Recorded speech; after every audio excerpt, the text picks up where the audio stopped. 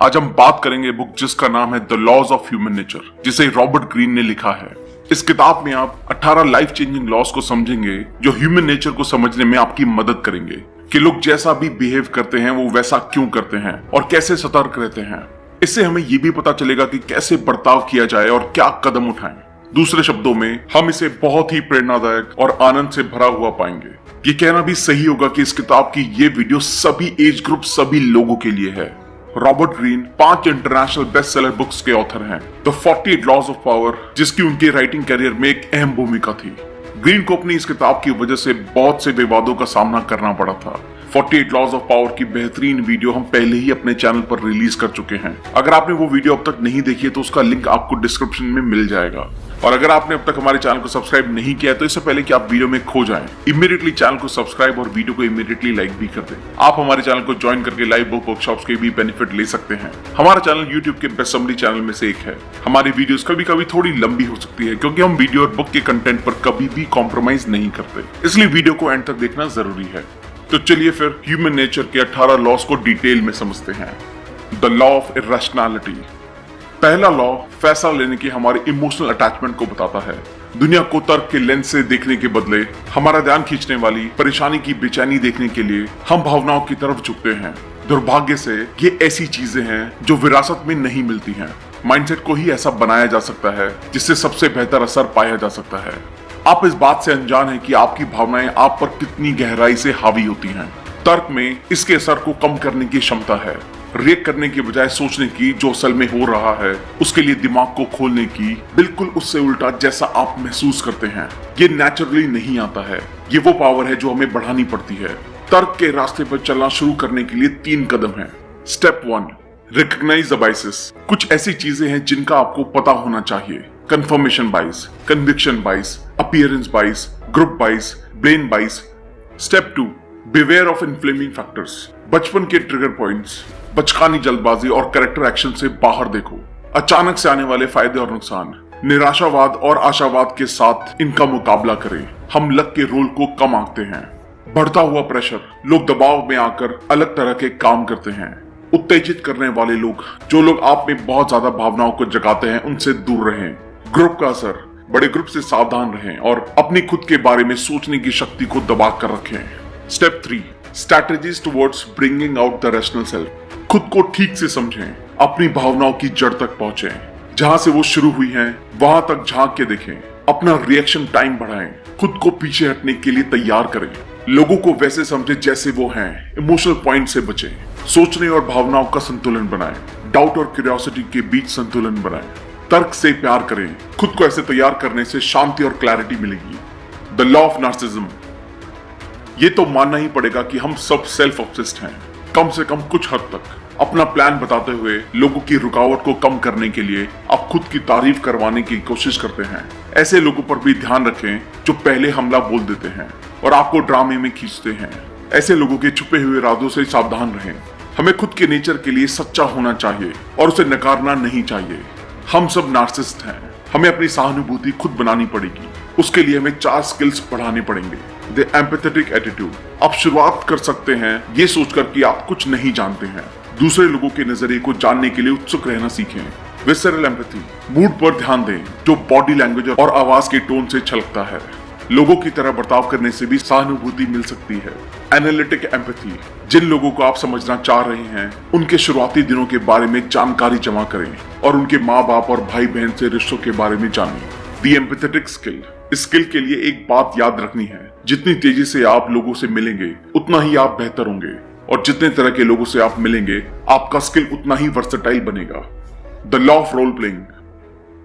आपको ये बताने के लिए किसी की भी जरूरत नहीं है कि लोग हर अवसर पर अलग नकाब पहनते हैं। हालांकि वो अक्सर अपने असली इरादों को अपने फेशियल एक्सप्रेशन, बॉडी पोस्चर और नर्वस जेस्चर जैसी चीजों से दिखाते हैं। इन इनसिक्योरिटीज को आप पता लगाने के लिए आपको उनसे एक कदम आगे रहना पड़ेगा। उसी को कहते हैं the art of impression management. आत्मविश्वास बढ़ाएं, मुस्कुराएं और जिन लोगों से आप मिलते हैं उनकी तरह बने। सीखें कि खुद को सही इमोशनल मूड में कैसे डालना है। खुद को लोगों के स्टाइल और टेस्ट के मुताबिक ढालें। अपनी फर्स्ट अपीयरेंस पर ज्यादा ध्यान दें। अपने दिखावे का पता चलने ना दें। खुद को प्रगतिशील, सहनशील और खुले दिमाग वाला दिखाएं। The law of compulsive behaviour. असल में लोगों के कैरेक्टर को समझना मुश्किल है। इसको अगर सही से समझेंगे तो लोग अपनी पूरी जिंदगी एक ही राग अलापते रहेंगे। आपको इसे अपने दिमाग में सहन करना पड़ेगा और ऐसे लोगों से लगाव बढ़ाना पड़ेगा जो ताकत और साहस दिखाते हैं। अपने नेगेटिव पैटर्न से सावधान रहने से आप बुरे लोगों से दूर रहेंगे। अगर आप इसका पालन करेंगे तो ये नियम आपको बेहतर बनाएगा। लोगों को जुड़ने और उनके साथ काम करने के लिए चुनते वक्त उनकी रेपुटेशन या जो इमेज वो दिखाते हैं उससे मोहित ना हो, बल्कि खुद को उनकी गहराई तक देखने के लिए ट्रेन करें और उनका कैरेक्टर देखें। उनकी मुसीबत से निपटने, लोगों के साथ काम करने, उनके पेशेंस और सीखने की क्षमता को समझें। मजबूत कैरेक्टर का एक आदमी सोने की तरह है, रेयर पर अमूल्य। वो खुद को अनुकूल बनाते हैं, सीखते हैं और खुद को बेहतर बनाते हैं। The law of covetousness. ये अजीब है पर सच है। ये दिखाता है कि इंसान अपने हाथ से फिसलती हुई चीज को पाने के लिए क्यों झुकता है। आप इस मोमेंटम को अपने आसपास एक मिस्टीरियस ऑरा बनाने और उस पोजीशन का फायदा ले सकते हैं। ये एक रोल मॉडल बनने और इज्जत पाने का एक बेहतरीन तरीका है। लोग अनजानी चीज को जानना बेहद पसंद करते हैं और इन नियमों से खेलने से आपको फायदा मिल सकता है। हाजिरी और गैरहाजिरी का हम पर गहरा असर पड़ता है। बहुत ज्यादा हाजिर होना घुटन बनता है और थोड़ी गैरहाजिरी हमारी रुचि को बढ़ाता है। हम हमेशा उसे पाने की कोशिश करते हैं जो हमारे पास नहीं है। अपने आसपास थोड़ा रहस्य बनाएं, स्ट्रेटेजिक एब्सेंस का इस्तेमाल करें ताकि लोग आपकी वापसी चाहें और आप जैसा बनना चाहें। लोगों को दिखाएं कि वो जिंदगी में क्या मिस कर रहे हैं और उन्हें क्या करना मना है और वो उस चाहत से दीवाने हो जाएंगे। The law of short sightedness. कुछ लोगों के लिए लॉन्ग टर्म विजन बनाए रखना बहुत ज्यादा हो जाता है। वो रिसेंट ट्रेंड्स, ओपिनियन से आकर्षित होते हैं। ये लोग अपने नाक के आगे नहीं देख पाते हैं और अक्सर शॉर्ट साइटेड कैटेगरी में आते हैं। ऐसे लोगों से दूर रहें और ऐसे लोगों के साथ रहें जिनके गोल्स लॉन्ग टर्म हैं। ये आपके स्वभाव में है कि आप सबसे ज्यादा अपने प्रेजेंट में सुनी और देखी हुई चीजों से प्रभावित होते हैं। लेटेस्ट खबरों, ट्रेंड्स, आसपास के लोगों के ओपिनियंस और एक्शन से जो सबसे ज्यादा ड्रामेटिक होते हैं। लोगों के उनके नजरिए से परखना सीखें। ऐसे लोगों से बचें जो अपने एक्शन के कॉन्सिक्वेंसेस ना देख सके। वो आपको इस एनर्जी से इन्फेक्ट कर देंगे। अपने लॉन्ग टर्म गोल से कभी नजर ना हटाएं। एक ऊंचे नजरिए से आप में हर ऑब्जेक्टिव तक पहुंचने का पेशेंस और क्लैरिटी होगी। शॉर्ट साइटेडनेस के 4 साइन और उससे बाहर निकलने की स्ट्रैटेजीज। Unintended consequences. हर ग्रुप या टीम में कम से कम एक आदमी को किसी भी स्ट्रैटेजी के हर पॉसिबल कॉन्सिक्वेंसेस को संभालने का इंचार्ज बनाएं। कोशिश करें किसी विवेकपूर्ण दिमाग वाले इंसान को। Tactical health. आप खुद को बहुत से स्ट्रगल्स या लड़ाइयों में उलझा पाएंगे। आपने अपने लॉन्ग टर्म विजन को खो दिया है जिसके लिए आप असल में लड़ रहे हैं।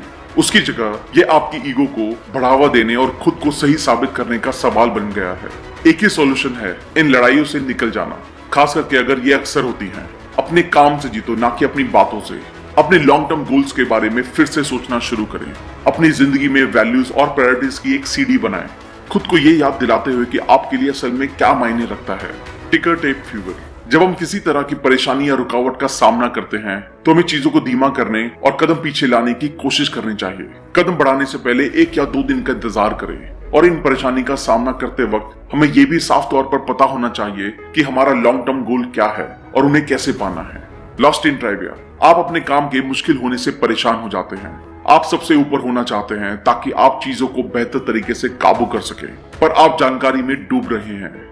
आपको मेंटल फिल्टरिंग सिस्टम की जरूरत है जो प्रायोरिटीज और लॉन्ग टर्म गोल्स पर आधारित हो। आखिर में आपको क्या पाना है ये पता होना आपकी बेकार में से जरूरत की चीज निकालने में मदद करेगा। The law of defensiveness. ये कहने की जरूरत नहीं है कि वक्त के साथ लोग डिफेंसिव हो गए हैं और जब कोई बदलाव की बात करता है तो वो भड़क जाते हैं। अगर आप उनकी रुकावट को कम करना चाहते हैं तो आपको उन्हें उनके नजरिए को बदलने के लिए उकसाना होगा, बिना उनको नाराज किए। अगर आपको तेजी से अपने गोल को पाना है तो आपको क्रिएटिव बनना होगा। अपने अच्छे इरादों को समझाएं और उन्हें महसूस कराएं कि वो अपने ओपिनियंस और पैटर्न के काबू में हैं। जिंदगी मुश्किल और लोग कॉम्पिटिटिव हैं। हमें अपनी रुचियों का ध्यान रखना चाहिए। हम ये भी महसूस करना चाहते हैं कि हम आजाद हैं और अपना काम खुद करते हैं। इसलिए जब लोग हमें बदलना चाहते हैं तो हम डिफेंसिव और रेसिस्टेंट हो जाते हैं। इसलिए लोगों को उनकी डिफेंसिव पोजीशन को हटाने के लिए आपको ये दिखाना होगा कि वो जो कर रहे हैं अपनी मर्जी से कर रहे हैं। लोगों पर उनकी मान्यताओं के लिए कभी हमला ना बोलें और उनकी समझदारी और अच्छाई के लिए उन्हें इनसिक्योर महसूस ना कराएं। अपने जिद्दी नेचर को काबू करना सीखें और अपने दिमाग को डिफेंसिव और क्लोज पोजीशन से फ्री करना होगा ताकि आपकी क्रिएटिव पावर्स जागरूक हो सके। The law of self sabotage. जैसा आप महसूस करते हैं वैसे ही दिखते हैं। खुद को पूरी तरह नेगेटिविटी और डर तक सीमित करके जिन भी लोगों के साथ आप कुछ भी शेयर करते हैं वो आपकी आदत को भांप लेंगे। ऐसा एटीट्यूड आपकी सफलता का मौका कम करेगा। सुनने में ये थोड़ा ज्ञान लगेगा, पर पॉजिटिव एटीट्यूड ही आपके और सफलता के बीच खड़ा है। ऐसे माइंडसेट को बढ़ाना ही आपका हर चीज में बेस्ट पाने में मदद कर सकता है और वहां भी अवसर ढूंढ सकता है जहां लोगों को जाल दिखते हैं। हम सबका दुनिया को देखने, चीजों को समझने और आसपास के लोगों के एक्शंस को समझने का एक अलग नजरिया है। ये हमारा एटीट्यूड है और इसी वजह से हमारी जिंदगी में हमारे साथ सब कुछ होता है। अगर हमारा एटीट्यूड डरने वाला है तो हम हर चीज में नेगेटिव ही देखते हैं। हम खुद को चांस लेने से रोकते हैं। हम गलतियों के लिए दूसरों को जिम्मेदार बताते हैं और उनसे सीखते नहीं हैं। हम अपना करियर और रिलेशनशिप खराब कर देते हैं अनजाने में ऐसे हालात बनाकर जिससे हम सबसे ज्यादा डरते हैं। हालांकि इंसान का नेचर लचीला है। अपने एटीट्यूड को थोड़ा और पॉजिटिव, खुला और लोगों को झेलने वाला बनाकर हम अलग ही दुनिया में पहुंच सकते हैं। हम नए अवसर बना सकते हैं और लोगों को अपने तक आकर्षित कर सकते हैं। The law of repression. लोग वैसे नहीं है जैसा वो दिखाते हैं। अपने दिल के अंधेरे को छुपाने की कोशिश करना उनके स्वभाव में है। ओवरऑल इग्नोरेंस को समझने से पहले किसी को भी पहले अपनी डार्क साइड को देख लेना चाहिए। अपनी इस पेचीदा साइड को समझ लेने से आप एक पॉइंट पर पहुंच जाते हैं जहां आप एक ऑब्जर्वर बन सकते हैं। इस एक्शन का लोगों को आप तक लाने में बहुत बड़ा रोल है। ये डार्क साइड आपके बर्ताव में छलकती है और आपको नुकसान पहुंचाती है। परछाई के इशारों को समझना सीखें इससे पहले कि वो जहरीली बन जाए। डार्क साइड को पूरी तरह से समझकर आप पूरे इंसान बनेंगे। The law of envy. आज का समाज पोजीशन, स्टेटस और अचीवमेंट के लिए स्ट्रगल करने का साथ देता है। हालांकि ये जिद्दीपन को बढ़ाता है और जलन का कारण बन सकता है। कुछ लोग सिर्फ दूसरों की सफलता की नकल करने की उम्मीद करते हैं। खुद की दूसरों से तुलना सिर्फ आपकी ही वैल्यू को कम करती है और समाज में आपकी पोजीशन को खतरे में डालती है। याद रहे, एक्शंस वर्ड से ज्यादा तेज बोलते हैं। हम इंसान दूसरों से खुद की तुलना जरूर करते हैं। हम लगातार लोगों के स्टेटस को नापते हैं। जितनी इज्जत और ध्यान उनको मिलता है और ये नोटिस करते हैं कि हमारे पास जो है और जो उनके पास है उसमें क्या फर्क है। हम में से कुछ के लिए ये अपने काम के जरिए बेहतर बनने का इशारा होता है। बाकियों के लिए ये गहरी जलन का कारण बन सकता है और ये भावनाएं बहुत नुकसान पहुंचा सकती हैं। खुद से ध्यान हटाकर जलन को खत्म करना सीखें। अपनी वर्थ को बढ़ाएं, ना कि तुलना करें। The law of grandiosity. हर तरह के इंसानों में बहुत सी चीजों के बारे में सोचने की आदत होती है। इसमें हमारी सफलता का लालच भी आता है जो ऊंचे सामाजिक स्टेटस से जुड़ा हुआ है। अक्सर ये ख्याल बहुत बड़ा आकार ले लेता है जो असली सच्चाई से बहुत दूर होता है। हम सुपीरियर बनने की कोशिश में असलियत को खो देते हैं, जिसकी वजह से हम बिना तर्क के फैसले लेते हैं और सिर्फ कल्पना तक सीमित रहते हैं। सफलता के लिए आपका एटीट्यूड, आपका योगदान और दूसरे लोगों की जिंदगी में आप जो वैल्यू लाते हैं उसका अनुरूप होना चाहिए। अक्सर हमारी छोटी सी सफलता हमारी बड़ी होने की सोच को खतरनाक लेवल तक बढ़ा देती है। हम लक का रोल और दूसरे लोगों का योगदान भूल गए हैं। सच्चाई से दूर होकर हम बिना तर्क के फैसले करते हैं, इसलिए हमारी सफलता अक्सर बनी नहीं रहती है। हमें खुद में से ये दूसरों से बड़ा होने की सोच को कम करना होगा और हमारी सीमाओं के अंदर की असलियत को बनाए रखना होगा। महान होने की भावना को अपने काम, अचीवमेंट्स और सोसाइटी के योगदान से जोड़कर रखें। The law of gender rigidity. सच में औरत और आदमियों को जादुई छड़ी घुमाकर काबू करना जितना आसान नहीं है। आपको खुद पर काम करना होगा और ये समझना होगा कि ये आपकी सोच पर कैसा असर डालता है और आपको दिन प्रतिदिन की मुठभेड़ में मजबूत और अनुमानित बनाता है। औरत और आदमियों की इस एनर्जी के निशानों को मिटाकर आप दुनिया के सामने अपना ऑथेंटिक वर्जन रखते हैं। आसान शब्दों में, जेंडर रोल प्ले करने के लालच से बचकर आप सफलता तक जल्दी पहुंच सकते हैं। हम सब में औरत और आदमियों की खासियतें होती हैं। कुछ जेनेटिक होती हैं और कुछ दूसरे जेंडर के पेरेंट्स से आती हैं। हम इन खासियतों को बदलते रहते हैं औरत और आदमियों के रोल को पहचान कर जो हमसे उम्मीद की जाती है और हम इसकी बड़ी कीमत चुकाते हैं। हम अपने कैरेक्टर को खो देते हैं। आपको इन खोई हुई खासियतों का पता होना चाहिए और उनसे फिर से जुड़ना चाहिए ताकि क्रिएटिव पावर बन सके। The law of aimlessness. इस डिजिटल एज में कभी कभी लोगों को अस्थायी निराशाओं और असफलताओं से निपटने के लिए खुद से आगे बढ़ना पड़ता है। लगातार हार मिलना दिशा भटक जाने का ही कारण होता है। शॉर्ट टर्म माइंडसेट से हम डर का सामना करते हैं जो लॉन्ग टर्म में हमें परेशान कर सकता है। इसलिए बिना लक्ष्य का खेल बहुत खतरनाक हो सकता है। भविष्य का नजरिया और उसकी कल्पना इस बिना मकसद के सेंस से लड़ने का सबसे बेस्ट तरीका है। हम इंसानों को अपने कॉन्शियस डिसीजन पर डिपेंड रहना पड़ता है। जब जिंदगी में करियर पाथ और अपनी सफलताओं को हैंडल करने की बात आती है तो हम जो भी बेस्ट कर सकते हैं वो करते हैं, पर हमारे दिमाग में हम दिशा की कमी होने का एहसास महसूस कर सकते हैं। इसे बचने का बेहतरीन तरीका ये है कि सेंस ऑफ पर्पस को बढ़ाना और इस जानकारी को दिशा देने के लिए इस्तेमाल करना। यहाँ तक कि हमारे डाउट और फेलियर्स का भी एक पर्पस होता है, हमें मजबूत करना। इस एनर्जी और डायरेक्शन के साथ हमारे एक्शन को कमाल का फोर्स मिलता है। The law of conformity. लोग खुद का कॉन्फिडेंट और सेल्फ सफिशिएंट होने का इंप्रेशन देना चाहते हैं, बुराई के डर से भीड़ की निकल करते हैं। इस ग्रुप माइंडसेट से हम जितना दूर रहना चाहते हैं उतना ही हमारी जिंदगी में वापसी का कोई पॉइंट नहीं बचता। ऐसा करने में हम अपनी यूनिकनेस खो देते हैं और बुरा महसूस करते हैं। हमारे कैरेक्टर की एक साइड होती है जिससे हम अनजान होते हैं, वो इंसान जो हम लोगों के ग्रुप्स के बीच बन जाते हैं। इस ग्रुप सेटिंग में हम अनजाने में लोग जो भी करते या कहते हैं उनकी नकल करने लगते हैं। हम अलग सोचते और अलग भावनाओं को महसूस करते हैं। हम ज्यादा रिस्क लेते हैं क्योंकि सभी ऐसा कर रहे हैं। हमारी सोशल पर्सनालिटी हम जो है उसे डोमिनेट करती है। दूसरों को इतना सुनने से हम धीरे धीरे अपने अलगपन और खुद के बारे में सोचने की क्षमता खोने लगते हैं। इसका हल है कि सेल्फ अवेयरनेस को बढ़ाएं। इस समझ के साथ हम बेहतरीन सोशल एक्टर्स बन सकते हैं जो दूसरों के साथ फिट और कोऑपरेट कर सकते हैं, साथ ही अपनी आजादी और तर्क को बनाए रख सकते हैं। The law of fickleness. जब आप एक लीडर का रोल प्ले करें तो टफ ट्रीटमेंट के लिए खुद को तैयार रखें। हर एक गलती जो आप करेंगे वो दूसरे किसी के लिए एक मौका होगा आगे बढ़कर आपका ताज छीन लेने का। इसका हल ये है कि जमीन से जुड़े रहें और इन हमलों का सामना करें। इस प्रोसेस में आपकी अथॉरिटी पर सवाल किए जाएंगे और आपका स्टेटस इंक्वायरी का सब्जेक्ट बन जाएगा।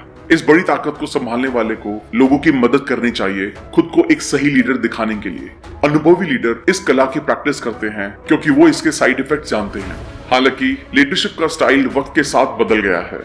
एक चीज सेम है, सत्ता में रहने वालों के लिए लोग हमेशा महत्वाकांक्षी रहते हैं। वो लीड करना चाहते हैं पर आजाद भी महसूस करना चाहते हैं।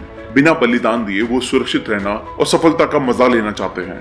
जब आप एक ग्रुप के लीडर होते हैं तो लोग आपको लगातार उस पल उकसाते हैं जब आप कमजोर महसूस कर रहे होते हैं। ये ना सोचे कि उनकी वफादारी पाने के लिए आपको क्या करने की जरूरत है, क्योंकि इसका मतलब है उनके बराबर या उनका दोस्त होना।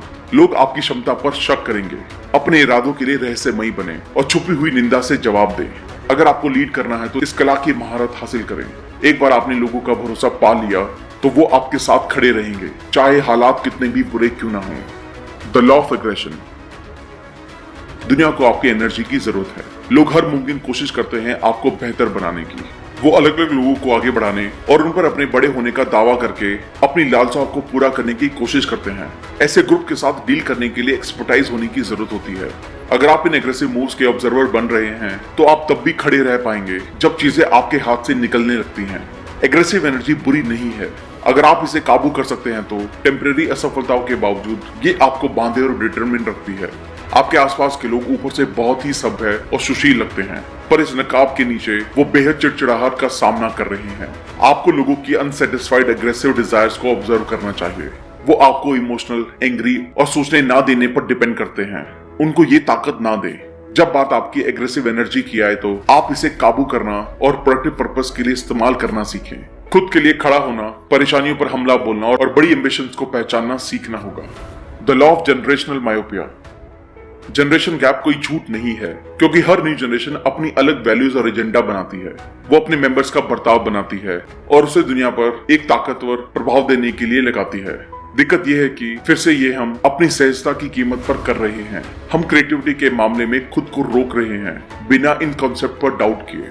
आप जिस जनरेशन में पैदा हुए हैं वो आपकी कल्पना से ज्यादा बताती है कि आप क्या हैं। आपकी जनरेशन खुद को पिछली जनरेशन से अलग करना चाहती है और दुनिया के लिए नई धुन बनाना चाहती है। आपका काम है ये समझना कि आप कौन हैं और आप दुनिया को कैसे देखते हैं। आप वो बन सकते हैं जो नए ट्रेंड सेट करेगा जिसकी आपकी जनरेशन को भूख है। The law of death denial.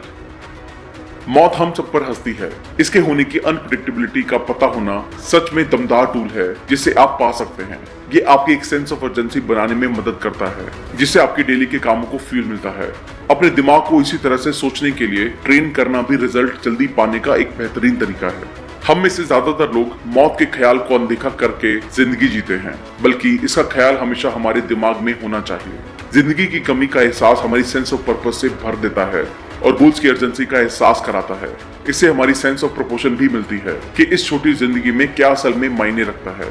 बहुत से लोग लगातार खुद को दूसरों से अलग करने की कोशिश करते हैं, बल्कि हम सबको एक जैसा समझकर देखना चाहिए कैसे ये हम सबको बराबर करके जोड़ती है। तो दोस्तों, छोटी सोच से लड़ें। जब कोई चीज गहराई तक आपके दिल में बसी हो तो अपना माइंडसेट शिफ्ट करना आसान नहीं होता है। जो लोगों ने आपको सिखाया है उसके बावजूद पुश करने और प्रभावित करने वाले लोगों को उंगलियों पर गिना जा सकता है।